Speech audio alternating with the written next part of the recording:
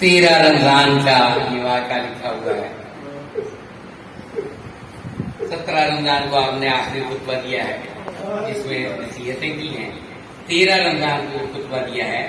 उसमें खुतबे के दौरान एक तरफ से मौला हसन से पूछा, हसन बेटा कितने दिन रमजान के गुजर गए? सब कुछ जानने वाला जब पूछ रहा था ना, मैं कहूँगा मौला हसन समझ रहे थे। रोने के से अंदाज में कहा, बाबा 13 दिन गुजर चुके। बस जब ये फिक्रा कहा ना, फिर मौला हुसैन से पूछा, बेटा हुसैन कितने दिन बकाया है? कहा बाबा 17 दिन बकाया है। और ये एक नुक्ता है इल्मी, अगर इसके ऊपर गौर करो कि 17 और 13 तयशुदा दिन बताए हैं। बड़ी मेहरबानी अगर मैं अपना मसला समझा सका, ठीक है। तो जब ये दिन बताए तो इस वक्त मौला अमीर कायनात ने कहा 17 दिन बकाया है। कहा हाँ। कहा हुजूर का फरमान पूरे होने में 17 दिन है बकाया कि जब ये रीश सर के खून से रंगी, सारा कुंबा कई दिन से तड़प रहा था। सबको अंदाजा था, वक्त मौला ने नहीं बताया, बातें सबको बता दी थी, सबको एक एक बात समझा दी। वैसे ये तो मैं अपने ख्याल में कहता हूँ, वरना तो ये सारा खानदान ही गायब जाने वाला है। बस मोमिनीन किराम, वक्त गुजरता गया। वो सुबह आई, सिर्फ एक बात के लिए ये बात बयान कर रहा हूँ, वरना बयान न करता, कि जब घर से चले बत्तखों ने दामन। अब जरा देखो तो सही, दावा शीयत का हो, इतराज अली मौला के इल्म गैब पर हो, इनके घर की बत्तखें गैब जानती हैं। वो रो गए। सारी किताब तारीखों में लिखा हुआ है। फिर दरवाजे में गए तो कुंडी ने दामन पकड़ा। बाद में कहा जो कमरबंद बनता था उसमें फंसी। बाद ने मामे में जहां भी बहरहाल कुंडी ने रोका, यानी दरवाजे की कुंडी भी गायब जानती है। तो जिनके जमादात और हैवानात गायब जानते हैं, उनके गायब पर इतराज किया जाता है। बस मोमिनीन किराम, मुख्तसर बात को करवाता हूँ, तवज्जो मेरे साथ रखेंगे। बस अब्दुल रहमान इब्ने मुलजिम ने शर्म मारी, तमाम लोग तड़पने लगे। मौला इमाम हुसैन, मौला इमाम हसन, जनाब ज़ैनब तड़पी। और सबसे एक अहम बात ये हुई कि जनाब जिब्राइल ने अपना ताज फेंक कर जमीन और आसमान के दरमियान आकर आवाज बुलंद की, कद कुतला अमीरुल मोमिनीन कत्ल हो गए। जब ये आवाज बुलंद हुई ना, सारे कूफे वालों ने सुनी, दौड़ते हुए घर की तरफ आए। जब घर की तरफ आए ना, बहुत मुख्तसर करूंगा, बाकी मजमून खुद मिलाते रहना। जब घर की तरफ आए ना, मौला घर के करीब पहुंच गए थे। घर के करीब पहुंचे, कहा मेरा जनाजा रख दो, मेरे जिस्म को रख दो। जब रख दिया गया, दो बातें कही। एक तो कहा मेरा जनाजा उससे न उठवाओ जिसका जनाजा किसी ने नहीं उठाया।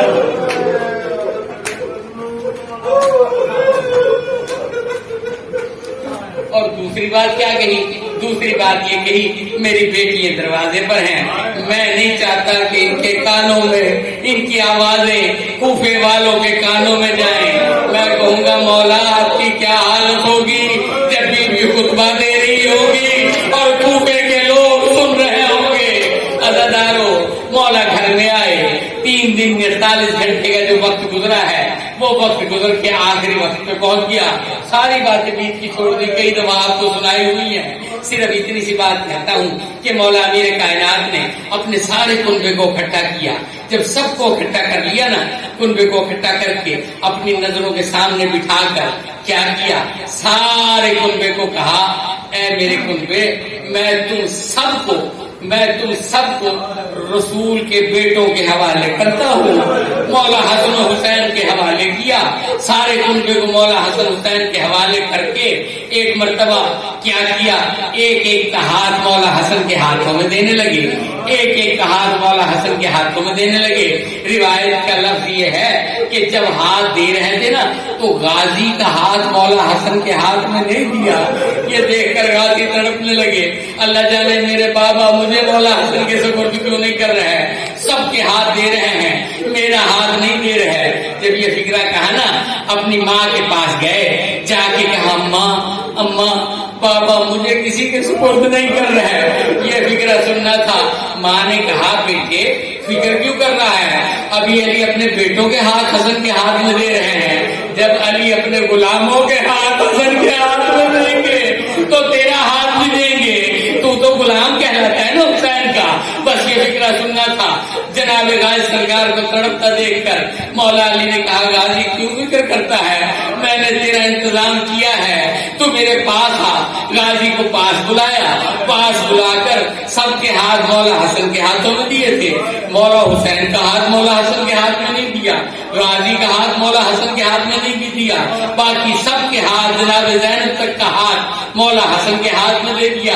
اب غازی کو کہا میرے قریب آ، غازی کا ہاتھ پکڑا، ہاتھ پکڑ کر حسین کا ہاتھ پکڑا، غازی کا ہاتھ مولا حسین کے ہاتھ میں دے کر کہا بیٹا حسین یہ تیرا غلام ہے، کربلا میں تیرے کام آئے گا۔